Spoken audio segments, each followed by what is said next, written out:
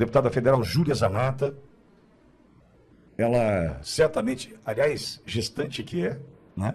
Defensora da vida que é, pode nos ajudar a entender nessa PEC que pode melhorar a condição do texto do artigo 5º da Constituição, defendendo a vida desde a sua concepção. Deputada Júlia Zanata. Júlia, bom dia, seja bem-vinda. Bom dia, Vitória, bom dia a toda a tua audiência, prazer estar aqui. E essa PEC, já entrando no assunto aí de vocês, essa PEC, ela está em pauta na CCJ já faz algum tempo, mas teve bastante repercussão, vamos dizer assim, né, por parte de alas radicais da esquerda e da esquerda como um todo. Inclusive, em uma sessão que tivemos para tratar essa PEC, que foi retirado de pauta, né, naquela oportunidade, tinha algumas feministas de um movimento chamado Juntas, da porta da CCJ, e quando eu estava indo sair da CCJ para ir ao banheiro, elas me chamaram de, olha, nazistinha aí. Aí a minha assessora acabou filmando, colocamos esse vídeo nas minhas redes sociais, e aí quando eu voltei, eu falei, são essas as defensoras, as grandes defensoras das mulheres, que chamam outra mulher, né, que está numa posição de poder, que ascendeu democraticamente, legitimamente a uma posição de poder, me chamam de nazista, e mais, né, eu com uma criança no ventre. Então, são essas mulheres que se dizem defensora de mulheres, que querem dizer que tem procuração para defender todas as mulheres. É obviamente que eu não tenho, elas não têm, ninguém tem procuração para defender todas as mulheres, que cada uma, né, tem um pensamento, e isso tudo bem. Elas têm todo o direito de dizer que são contra aquela PEC, mas não têm o direito de me agredir no meu ambiente de trabalho dessa forma tão vil e baixa. E nós somos fortes, nós já estamos acostumados com essa baixaria que acontece por parte da esquerda. Entrando agora no mérito da questão, né, da PEC, na Comissão de Constituição e Justiça, nós analisamos tão somente a constitucionalidade e a admissibilidade de uma proposta de emenda à Constituição, certo? Então, essa PEC, em que pese algumas já estão discutindo, alguns já estão discutindo o mérito, ali na CCJ não é o momento para isso. E o que muda? Muda, como você estava falando ali inicialmente, só um detalhe. Inviolabilidade da vida, vírgula, desde a concepção. E é isso que está deixando muita gente louca, porque a gente teve a discussão do PL 1904, que acabou não indo mais para frente, infelizmente, e agora temos a discussão dessa PEC, que aí seria algo ainda mais forte, porque vai ficar, se essa PEC passar na CCJ, que eu acredito que passa, e depois tramitar, não ficar parada, nós teremos a garantia da proteção da vida desde a concepção. Agora, Júlia, ao mesmo tempo, entendo eu que o placar, né, dessa votação, se olharmos para o que pensa o brasileiro, 92%, salvo engano, dos brasileiros são defensores da vida desde a sua concepção. Eu acho que se os deputados olhassem para o que pensa o brasileiro, essa questão já estaria liquidada, né, Júlia? Com certeza. Acontece que dentro da Câmara dos Deputados existe uma minoria muito barulhenta, e aí alguns parlamentares de centro acabam cedendo, ficando com medo, porque, veja bem, na discussão do PL 1904, eles colocaram o nome do PL de PL do estuprador, que nós estávamos defendendo o estuprador.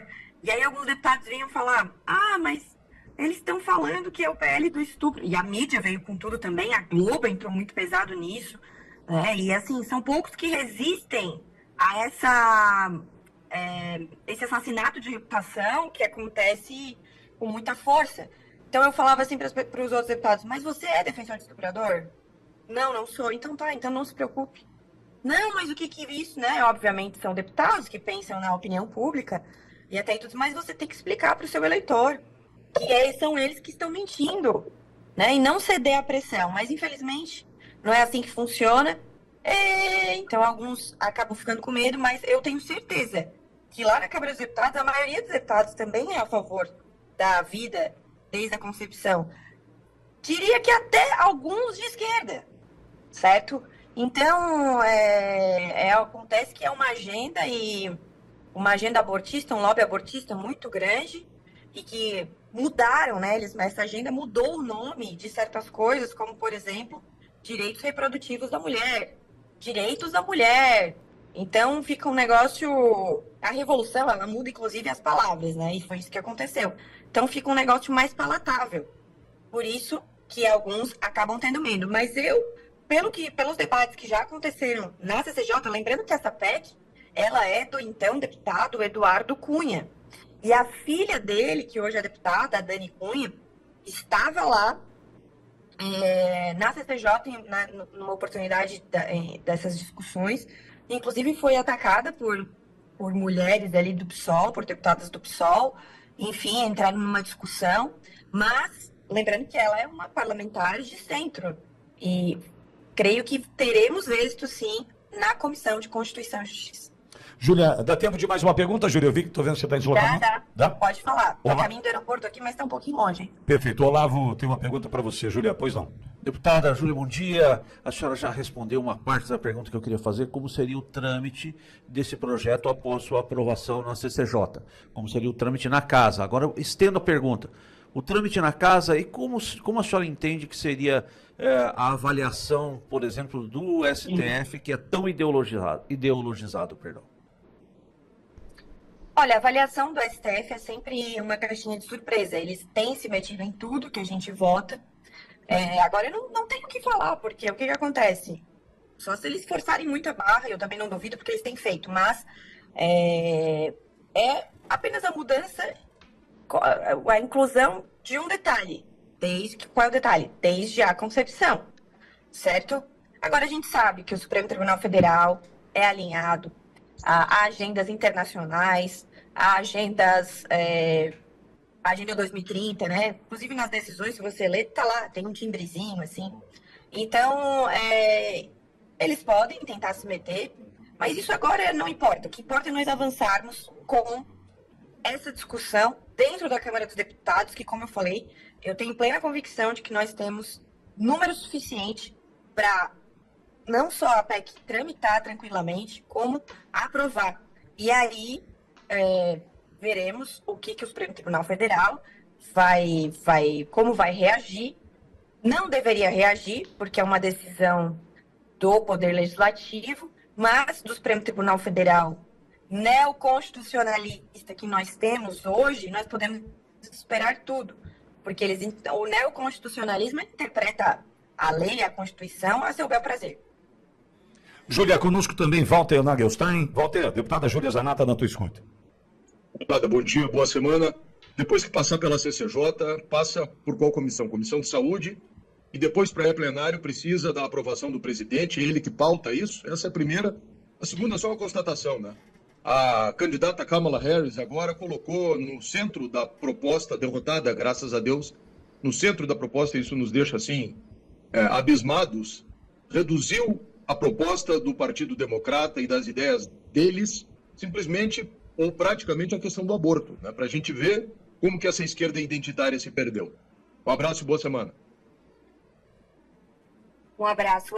Na verdade, tem que criar uma comissão especial para discutir aquela PEC, mas essa exposição tão claramente da Kamala Harris sobre esse assunto, sobre esse lobby abortista que acontece não só no Brasil, mas no mundo todo, inclusive do que em outros países. Eu digo que o Brasil tem jeito, gente, porque se você botar aí no Google e pesquisar, o Brasil tem um ranking feito pela BBC. O Brasil é o país que mais se acredita em Deus, entendeu? Então, por isso que eu tenho esperança no Brasil. Porque quando você não acredita mais em Deus, não é que você não acredita em nada, mas você pode acreditar em qualquer coisa, inclusive nessa agenda abortista, pondo isso tão claramente, para nós não é ruim. Porque ela não está escondendo o que defende.